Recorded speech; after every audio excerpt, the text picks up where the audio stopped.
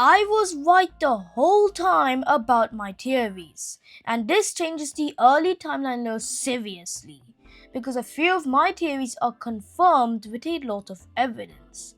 So please like and subscribe because I've spent a whole Friday evening watching the gameplay. So sit back and relax as we dive into the secret of the Mimic. A few days ago, the whole gaming world exploded to play this game, just like Security Breach. These are people like Fusion Z Gamer, and credits to him for this gameplay in the background right now, in which I saw and theorized about the secret of the Mimic. This video also has spoilers, so beware of that. This game has just simply been huge. I mean, this MCM in this game is really huge, extending deep underground. With a handful of secret rooms and areas, it really felt like we were exploring rather than running away from the enemies just like in Security Beach, right? Well, Steelwood Studios has given us again another great game, so if you can give them some love and play the game, that would be really good. Okay, now let me not bother you and keep the suspense for long. FFP 1979 and my most recent theory, which you should go and watch, have all practically been confirmed with a mega pile of evidence. For your information, I actually created these theories on my own. These are 100% my theories I have made. FFP 1979 is Freddy Fazbear's Pizza, which opened in 1979. And you could watch my videos for pre-sequel of the Mimic evidence. And when you don't follow Dispatcher's words at the end of the game, then you end up going to FNAF 1. I'm not in line. And you can clearly see the prototypes of Freddy, Bonnie, Chica, and Foxy, which apparently were all Fiona's designs. And then moving on to my most recent video, which actually released a day before the release of the secret of the Mimic, was that the 1975 recession impacted the MCM severely, and it seems that that's also kind of correct. But what are these pieces of evidence in the secret of the Mimic? So let's start with FFP 1979. So when we, Arnold, open the bunker and I suppose we crawl to some vents and end up at a welcome show where we press a button which sends us to the FNAF 1 location. In this occasion, we see a huge Freddy head and a worked up Freddy, Bonnie, Chica, and Foxy, with all these rooms being similar to the FNAF 1 location, the actual one. We also see the other old animatronics such as a dog-looking one, a farmer, and Fredbear Spring Bonnie. It should also be known that here, Edwin says he is the inventor of Springlock suits, completely throwing Henry's job away. And when we end up using these Springlock suits to open the office door, we actually find out that the Dispatch and Fast Entertainment employee guiding us throughout the game is actually a Mexis machine, F10 and 4, which is also Fiona apparently. Now these animatronics, Freddy, Bonnie, Chica, and Foxy, are also being worked up upon, and are quite close to completion. Now I know that the sequel to Mimic happens in mid-September, as it says 5 weeks ago, it was August, in the mail logs we see in the game.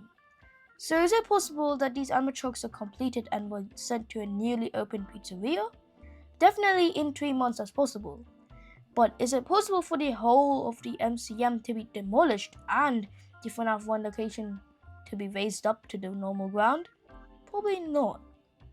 But it can also be possible that Edwin built this whole area to quote-unquote mimic the area which Fast Entertainment was building. Because I can't believe that the animatronics will wait 3 years for Pizzeria to actually be built. But who knows? Now in my Did the Unreddits Exist video, I explained that the animatronics originally were the classic animatronics, which were the first animatronics from 1979 to 1985. And the Unreddits only appeared in summer 1987 location, which is explained by the video on the screen right now. So basically this theory is also being given a heads up by the uncompleted FNAF 1 animatronics in the Secret of the Mimic. Okay, so now let's move on to another theory of mine, which is the recession theory. Now unfortunately this one isn't actually confirmed.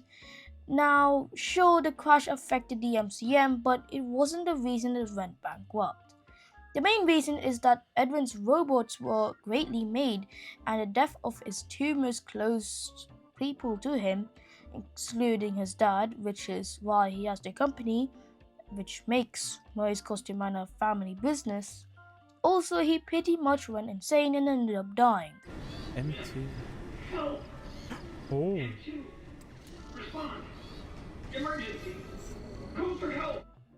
As you could also see, the M2, which is also the second mimic, didn't really help with Edwin's situation.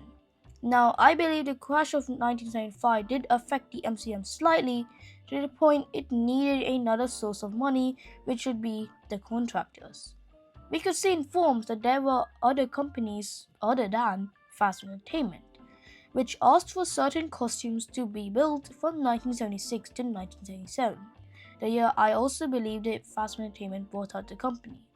However, I have also another revelation.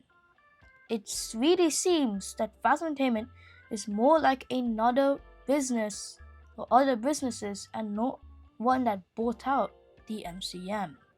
Firstly, it is treated just like a normal client, and we are still treated like clients when we go to a welcome show, like we're just another company.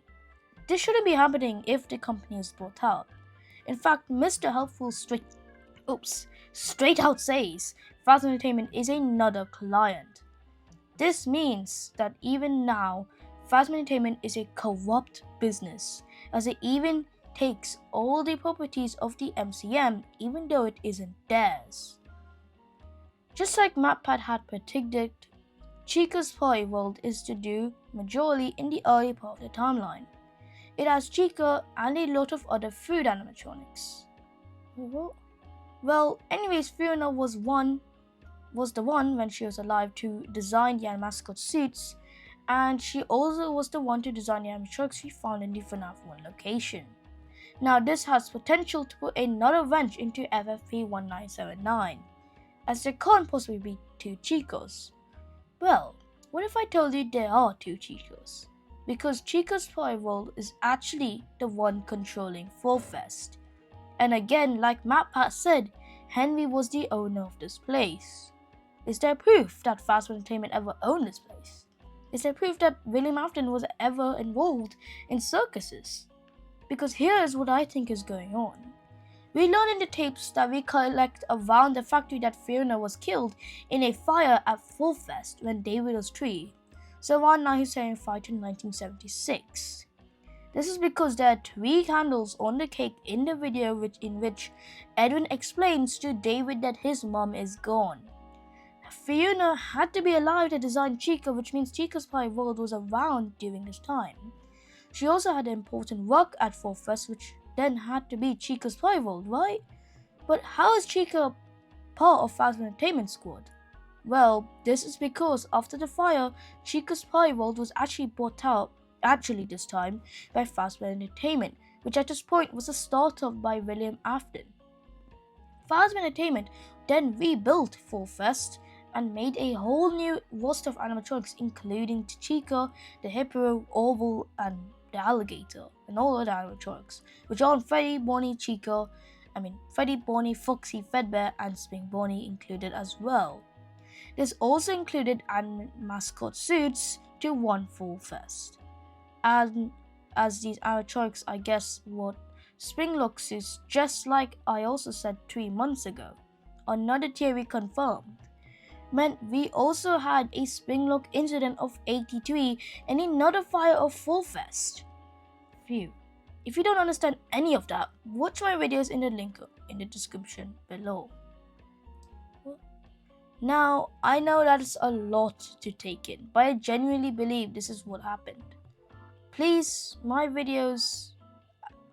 please like and subscribe my videos, and probably play the game as well. Also watch my videos. And if you want more revelations like this, please like and subscribe. This is just so much. Bye.